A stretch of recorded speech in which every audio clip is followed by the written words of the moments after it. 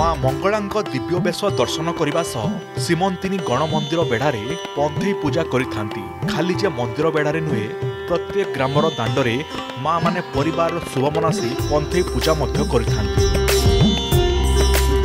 प्रथम पाळीर मध्याह्न नेत्र उत्सव अनुष्ठित होईछि। माँ कही नेत्र उत्सव रे माँ सारला पीठर आसिथिबा घंट पाटुआ माने प्राची नदी पानी तोली माँ सामना रे घंट पाटुआ नृत्य करिसंती। भल अच्छी श्रृंखला अच्छी लाइन रे रहउचंती भलरे मु दर्शन करके आसिली। देखंतु माँ को देखिले तो मो सब बेले मो आखि रे लुह आसी जाए। मु किछि भी माने ब्लैंक हे जाए पूरा सब बेले भाबी थाए माँ को देखिले या मागिबी ता मागिबी किंतु माँ को देखिले माने मु पूरा इमोशनल हे जाए। माँ तो मन कथा समस्तंकर जानि चंती माँ देई दियंती मन जानि के किछि मागिया को पड़ेनी माँ को।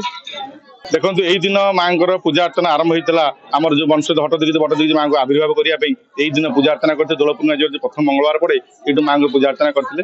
पंचम मंगलवार दिन माँ को सन्धान मिलता जो दिन झामु यात्रा प्रचलित होगी अग्निकुंड में पाटुआ सेवायत मैंने प्रवेश करते। यहीपरि भाव में माँ को चैत्र मासर प्रथम पाड़ी पंचम पाड़ी पर्यंत ये 5टी मंगलवार माँ चैती पूजा चैती पर्व जो ओषा समापन होता है। गाँ गाँव में महिला माने ग्रामर चौरा मूले पंथई पूजा करथिबा देखिबाकू मिलथिबा बेले विभिन्न प्रकार फल पणारे माँ मंगला को पूजार्चना करिथांती। सारला पीठरू आसिथिबा राउळ सेवक माने ओ भोई सेवक माने पानी तोली मंदिर बेढ़ारे करुथुबा पाटुआ नृत्य बेस आकर्षणीय। चैत्र मासर प्रथम पाली मंगलवार आरंभ करी पंचम मंगलवार पर्यंत परंपरा गत भावे घोटतोला तुठरे पानी तोला और पाटुका नृत्य अनुष्ठित हुए।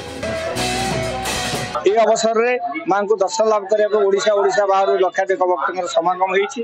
प्रातः काल लंबा धाड़ी में भक्त मैंने बैरिकेड मध्य जा माँ को दर्शन लाभ कर मंदिर प्रशासन ट्रस्ट बोर्ड एडवाइजरी कमिटी सेवक समिति एवं पुलिस प्रशासन एवं तत्सहित medical team fire station electric department line department समस्त सहयोग रही कर्मचारी मान यथेष सहयोग रही। ओडिया अस्मितार एही परिचय माँ मंगलांक एही यात्रा प्रथम पाड़ी पंचम पाड़ी पर्यंत माँ मंगलांक एही दुर्लभ बेश पई काकटपुर रे भिड़ जमी थाए। काकटपुर आदित्य प्रसाद राउत रिपोर्ट, अर्गस न्यूज।